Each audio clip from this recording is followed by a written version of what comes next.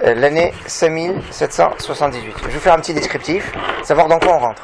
Hein, c'est l'année, ça doit être une bonne année. Très bonne. Hein, alors, ce sera toujours Shana Tova, mais là, je vais vous montrer, on dit sur le témoignage de 2 témoins, tiens un témoignage, d'accord? Alors je vais vous montrer 2 points qui concernent cette année.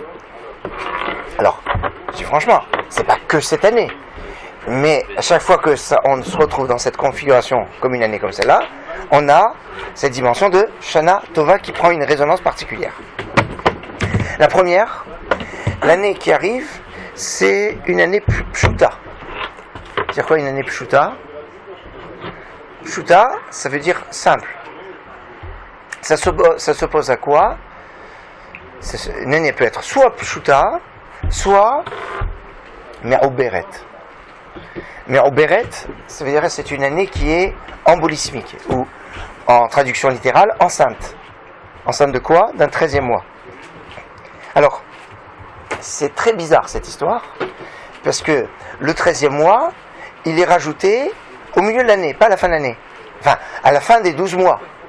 Mais on dit que c'est une année Pshuta, l'année 5778. C'est-à-dire qui commence maintenant et qui finit à Rosh Hashanah l'année prochaine. Et s'il y a un 13e mois qui va être ajouté, ça va être au milieu. Donc c'est un peu particulier. Maintenant, le fait que ce soit Pshuta, est-ce que c'est bien? C'est très bien. Pourquoi? Parce que quand on parle le jour de Rosh Hashanah, la mitzvah, c'est le shofar. Or, la mitzvah du shofar, c'est une mitzvah de teroua. Yom teroua yelachem. Teroua, c'est un son qui est saccadé. On avait étudié un petit peu la semaine dernière hein, sur c'est un son qui exprime soit les pleurs, soit les sanglots. Soit les deux ensemble. Hein, teroua ou shevarim. Maintenant, on dit toujours avant la teroua, il y a une tekiya. Toujours après, il y a une tekiya. Pourquoi? Parce que avant les pleurs, c'est toujours bien. Et après les pleurs, ça doit être bien. Ah, les pleurs, c'est les pleurs. Donc, mais c'est intéressant que les pleurs sont cadrées de une tekiya avant, une tekiya après. Et donc la tekiya, elle évoque la simcha. Autant la teroua évoque les pleurs, donc le din, autant la tekiya, elle évoque le chesed, la simcha. C'est ça la tekiya. Or comment s'appelle la tekiya? Pshuta. Pshuta lefania, Pshuta leacharia. C'est comme ça qu'on dit. Donc c'est-à-dire Pashut, Pshuta, c'est le nom de la sonnerie de la tekiya, qui est donc la sonnerie simple. Je peux vous poser une question? Si on est dedans. Oui. Oui. Alors, Je me rappelle en fait, vous savez, le verset dont je vous parle souvent, vous savez, Oui. à la fin en fait du Sefer Bereshit, quand Oui. Yosef en fait il voit ses frères, Ouais. il les voit, il rentre dans une pièce, il pleure, Mhm. il se nettoie le visage avec de l'eau, Ouais. et après il revient. Ouais. Donc en fait c'est qu'avant il les a vus, Ouais. Donc il simcha. rentre, il pleure, Il rentre, il pleure. et après il ressort. Ouais. C'est très bien. Ouais. Très- Et donc, ça souvent C'est une belle remarque, d'autant plus que Rosh Hashanah, c'est le jour où Yosef est sorti de prison. Tout à fait, ouais. Très bien. Donc il y a quelque chose de sympathique. Donc maintenant, donc si on dit que c'est une année Pshuta, donc c'est une année comme une tekiya. Donc ça doit être une année belle. Deuxième aspect. Alors d'abord, pourquoi c'est une année Pshuta? Parce que c'est la deuxième année du 305e Marzor de la Lune. C'est la deuxième année du 305e Marzor, c'est-à-dire cycle de la Lune. Le cycle de la Lune dure 19 ans. Et ce cycle de la Lune, sur ces 19 ans, vous avez 7 années qui sont des années Me'oberot. Non. La Lune. Le Hamas, c'est le Soleil. C'est autre chose. Donc, c'est sur un cycle de 19 ans, vous avez la 3e, la 6e, la 8e, Guah Hadzat, la 11e, la 14e, la 17e et la 19e année qui sont des années embolismiques. Toutes les autres ne sont pas. Donc la première année, quand on recommence un nouveau cycle depuis 3 ans, Et donc, on est la deuxième année de ce 305e cycle. Et donc, ça veut dire que l'année prochaine sera une année, c'est-à-dire l'année 5779 sera une année Maouberet. Et là, on est, donc ça veut dire qu'on a eu 2 années consécutives là qui sont des années Pshutot. L'origine du premier, c'est quand on voit le premier cycle. Premier cycle, c'est le début de la création. Donc on est dans une bonne. Alors, juste pour répondre par rapport à Birkat HaChama, on est la 10e année du 207e cycle de Birkat HaChama. C'est-à-dire, il y a 10 ans qu'il y a eu Birkat HaChama, et le prochain, c'est dans 17 ans. Dans 17 ans, c'est tous les 27 ans, 28 ans. 10e année du 20e cycle. Dans 18 ans. C'est la 10e année du 207e cycle du cycle du Hama. Alors 207, Gematria Or. Bon. Et c'est la 10e année, donc 10 ans. Maintenant, un autre aspect qui est bon, c'est que l'année qui va commencer, par rapport à l'année de la Shemitah, ce sera la 3e année. Donc, donc on est à la 3e année à partir de la Shemitah. Comme on sait que l'année de la Shemitah, c'est comme le Shabbat des années. Hein, c'est un Shabbat des années. Donc ça veut dire que... Pardon ? Voilà. Donc les années correspondent un petit peu au jour de la semaine. Donc l'année qui va commencer, c'est 1778, correspond au mardi. La troisième année du cycle de la Shemitah. Nirpalbo Kitov. Et donc c'est multiplié de Tov. Donc ça peut être qu'une année Tova. Mais elle va être encore meilleure. Pourquoi ? Parce que elle commence... alors le sigle de l'année, c'est Hakaz. C'est le siman de l'année. Quand vous avez Hakaz, He, Kaf, Zayin, vous pouvez reconstituer tout le calendrier de l'année qui arrive. He, la première lettre, c'est le jour de la semaine où tombe Rosh Hashanah. Donc He, jeudi. Donc ça me donne déjà le repère. Donc 5. Le jeudi, c'est le jour du Chesed. Hein, il y a la dimension du Chesed, puisque c'est l'influence de Jupiter. Et Jupiter, c'est Tzedek. Et Tzedek, c'est une dimension de Chesed. Pour le Yom Hadin, c'est quelque chose qui est bon et qui peut être que positif. En plus de ça, c'est la configuration de Maaseh Bereshit, pratiquement. Au niveau de la création, le premier Rosh Hashanah de l'histoire, le fameux Rosh Hashanah où l'homme a été créé, c'était un vendredi. Est-ce qu'aujourd'hui, Rosh Hashanah peut tomber un vendredi ? Impossible. Deuxième jour, oui, mais pas le premier jour. Parce que si le premier jour de Rosh Hashanah tombe un vendredi, ça va impliquer que Kippour sera un dimanche, et Shabbat, Kippour qui se suivent, c'est pas possible. Donc le premier jour de Rosh Hashanah, vendredi, c'est pas possible. Par contre, là, Rosh Hashanah, le premier jour, ça va être jeudi, mais on dit que Rosh Hashanah, c'est Yama Arirta, c'est un long jour. Ça veut dire que c'est comme si que jeudi, vendredi ne forment qu'un seul jour. Donc on est exactement dans la configuration de Maaseh Bereshit. Oui. Techniquement, nous, on va le repousser, on va le changer, pour ne pas que Kippour tombe. Oui, oui. C'est-à-dire que quand le Bedin, enfin, ça a été fait par Hillel, quand il a établi le calendrier qui est préétabli aujourd'hui, il a toujours pris en considération cet aspect que Rosh Hashanah, Lo Hadou Rosh, c'est quoi Lo Hadou Rosh ? Rosh Hashanah ne peut tomber ni à Aleph, ni dimanche, premier jour de Rosh Hashanah toujours, ni un dimanche, ni Dalet, ni un mercredi, c'est-à-dire mardi soir ça commence, ni un mercredi, ni un vendredi. Le Rosh Hashanah, premier jour de Rosh Hashanah, ne peut pas tomber un dimanche, le premier, parce que ça va impliquer que Hoshana Rabbah tombera Shabbat, et si Hoshana Rabbah tombe Shabbat, on ne pourra pas faire Mitzvah d'Hoshana, et ça c'est une raison suffisante pour ne pas que ça tombe.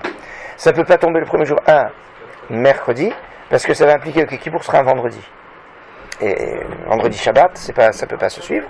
Et pas vendredi, c'est ce qu'on a dit juste avant, pour pas que Kippour tombe dimanche. Alors qu'est-ce qui se passe ? Si d'après le calendrier, ça tombe comme ça, d'après la lune, ça tombe, on repousse.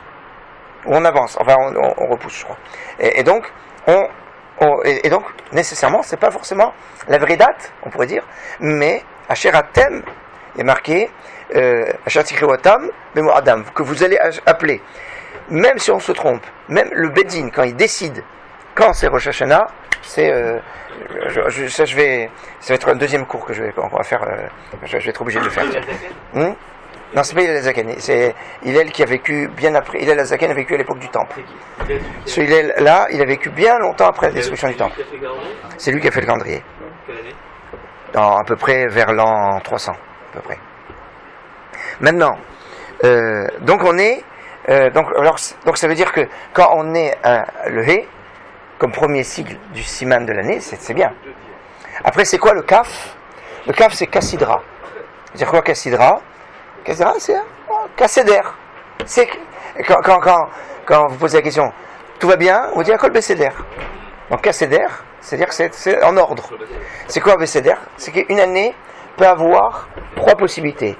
Soit Melea, soit Hasera, soit Kassidra. Il s'agit de quoi?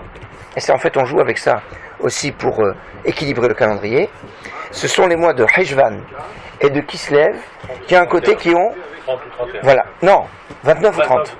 31 ça existe pas, c'est 29 ou 30. Sachez que tous les mois de l'année, ils ont toujours soit 29 jours, soit 30 jours. Et c'est comme ça tout le temps. Nissan, c'est toujours 30 jours. Iyar, c'est toujours 29 jours. Sivan, c'est toujours 30 jours. Pour vous repérer, en général, les mois qui sont porteurs d'une fête, ils font 30 jours. Les mois qui n'ont pas de fête, ils ont 29 jours. C'est pas obligatoire absolument, mais regardez, Nissan, Pessah, 30 jours.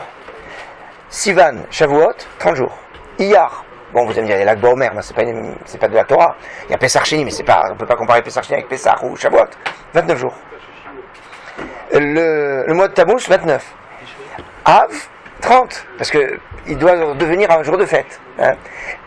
Elul, 29. Tishri, 30. Ça s'alterne, 29, 30, 29, 30, sauf 2 mois qui ont un côté aléatoire, qui est Heshvan et Kislev, qui, en fonction des années, soit sont tous les deux de 30 jours, ça veut dire que s'ils sont tous les 30 jours, c'est une Méléa, elle est pleine l'année, soit ils sont tous les deux 29 jours, et c'est Hasera, elle est manquante, défective, soit Heshvan 29 et Kislev 30, et dans ce cas-là, on est dans l'ordre, parce que Tishri, c'était 30, Heshvan 29, Kislev 30, et on retrouve après 29. On est dans l'ordre. Donc c'est Kassidra. Et cette année, elle est Kassidra. C'est-à-dire Heshvan 29 jours, Kislev 30 jours.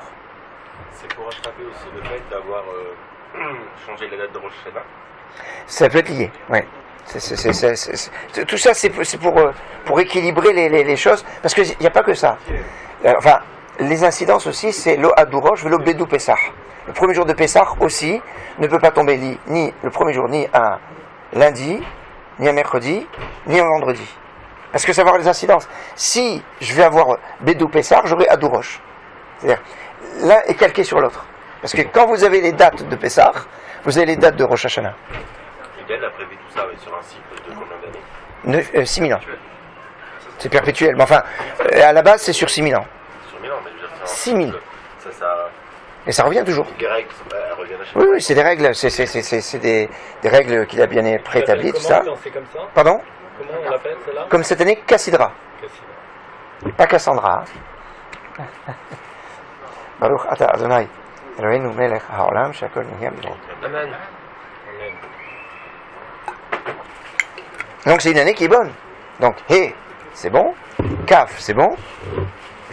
Et la dernière, à partir du moment où j'ai le He et le Kaf, je peux calculer quel jour de la semaine va tomber Pessah. La troisième, c'est du luxe. Pourquoi? Parce qu'à partir du moment où je sais si l'année elle est embolismique ou pas, et que je sais si Kislev et Heshvan sont Malé ou Chasser, ben je sais nécessairement quand va tomber Pessah. Mais pour nous aider, on nous a donné la troisième lettre, qui est le Zayin, qui est le jour de la semaine où tombe le premier jour de Pessah. Zayin, c'est-à-dire que ça sera Shabbat. Donc on aura un premier jour de Pessah qui sera Shabbat. Alors c'est aussi très fort, parce que le Svartam Lachem, Shabbat, le premier jour de Pessah est appelé Shabbat. Donc c'est un Shabbat déjà. Donc c'est un Shabbat qui sera Shabbat. Et ça, Shabbat au carré, c'est une très bonne configuration. Pourquoi? Aussi, et ce qui pour qui tombe Shabbat aussi. Alors ça, c'était pas obligatoire que ça arrive ensemble, ça. Parce que le Kippour d'avant et le Pessar d'après ne sont pas liés parce que il va avoir le côté aléatoire et de Cheshvan qui se lève et du est-ce qu'il va avoir 1 ou 2 mois d'Adar. Par contre, en fonction de Pessar, je sais ce que j'aurai pour le prochain Kippour. Il n'y a rien entre les... Parce que là, il n'y a plus d'aléatoire. Tout est déjà calculé. Alors maintenant, regardez. On a Shabbat Kippour d'un côté, et de l'autre côté, on a... Et on va voir en fait le même principe. On a Shabbat Kippour, qui est appelé Shabbat Shabbaton Kippour. Et Pessar qui tombe Shabbat aussi. Or, Pessar est appelé Shabbat le premier jour, hein, on l'a dit. Et Shabbat, c'est Shabbat. Or, vous savez bien que la Gemara dit, si les bénis Israël gardent un Shabbat, dessus dans la Rivagoula. Il y en a qui disent non, il y a 2 Shabbatot. C'est-à-dire quoi 2 Shabbatot? Alors, c'est quoi ces deux Shabbatot? Soit on peut dire, un Shabbat n'a de sens que s'il a pris 6 jours de travail, pas après 300 000 jours de travail. Donc, il faut qu'il y ait un Shabbat et après un autre Shabbat. Mais c'est très dur d'avoir tout le monde qui va respecter un Shabbat et un deuxième Shabbat. À moins que, si on garde 2 Shabbatot qui sont un sur l'autre, c'est-à-dire Shabbat Bereshit, avec Shabbat Pessah, si on garde 2 Shabbatot, c'est-à-dire 2 en un, on arrive à la Géoula. Or, Nissan Nigalou, Nissan Atin Nigael. Sans Nissan qu'on a été sauvé, sans Nissan qu'on doit être sauvé. Donc ça veut dire que c'est cette année. Mais on n'est pas obligé d'attendre Pessah. Ça peut commencer dès maintenant. Le souci, c'est qu'il faut vraiment que ce soit tout le peuple ou la majorité du peuple. Si déjà, moi j'arrive à faire, j'espère que je vais pouvoir y arriver. Voilà. Pardon? Et il s'agit de faire une... Ah, c'est pas mal, je sais pas, peut-être, ouais. On va dire comme ça. C'est une vision que à laquelle j'avais pas pensé et que j'achète. J'achète. Hein? Un instant commun de Shabbat, c'est pas mal du tout. Moi, je suis parti sur l'idée de la suivante. Adam, Olam Malé. Un homme, chaque homme, c'est un monde. Alors, si déjà, moi j'arrive à faire Shabbat, un Shabbat complet, c'est...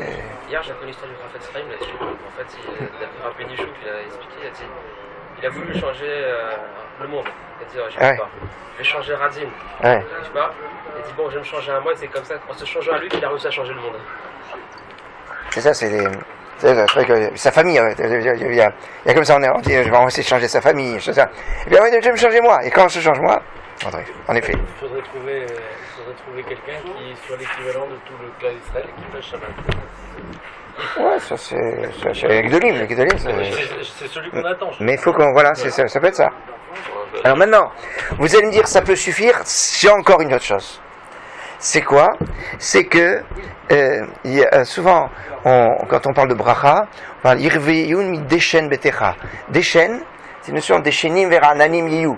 On est deshen, c'est une notion d'être dans la quiétude, d'être dans la bracha, deshen. Deshen, c'est pas déchaîné, mais deshen, dalet, shin, nun, ça fait 354.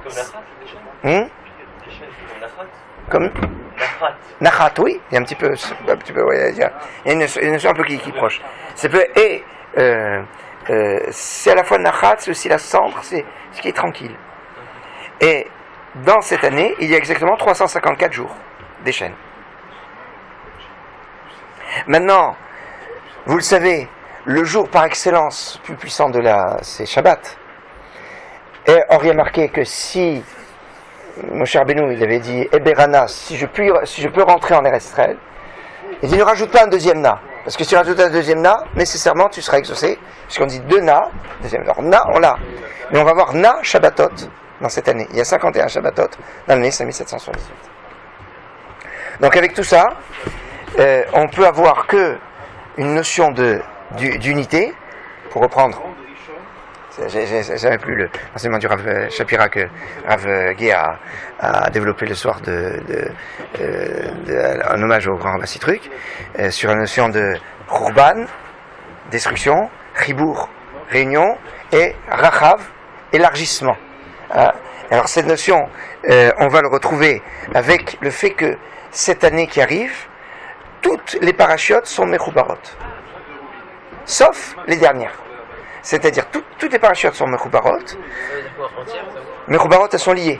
C'est-à-dire, toutes les parachutes qui peuvent être Mechubarot. Tazria Metzora, Haremot Kedoshim, Be'ar Bechukotai. Toutes les parachutes seront Mechubarot. Ça, c'est lié 12 mois, mais aussi par le fait qu'on a Pessah qui commence Shabbat et qui finit Shabbat. Ça enlève 2 Shabbatot. C'est pour ça qu'en Israël, Be'er Bechukotai seront Nifradot.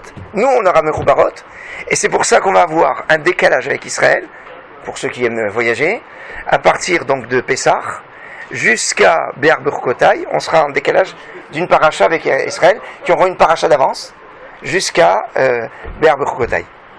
Et la cerise sur le gâteau, non, pas encore la cerise sur le gâteau, c'est une année qui commence avec un Hérouv Tafshilin, puisque on a Yom Tov qui précède Shabbat, donc, et attention, même en Eretz Israël on fait un Hérouv. C'est très rare qu'en Israël on fasse un Hérouv, parce que comme le Hadourosh, le de Pessah, comme le premier jour des fêtes de Rosh Hashanah, donc de Sukkot, comme de Shmini Atzeret, ne peut pas tomber un vendredi, donc Rosh Hashanah, comme il y a 2 jours, ils ont un Hérouv, mais pour Sukkot et Shmini Atzeret, ils n'auront pas d'Hérouv. Comme Pessah le premier jour de Pessah ne peut pas tomber un vendredi, donc ils ne peuvent pas avoir un Hérouv veille de Pessah. Par contre, veille du 7e jour de Pessah, ce qui va être le cas cette année, ils vont avoir. Donc on va avoir 2 Hérouv en communiqué, en 2 Hérouv, 2 cérémonies de Hérouv Tafshilin.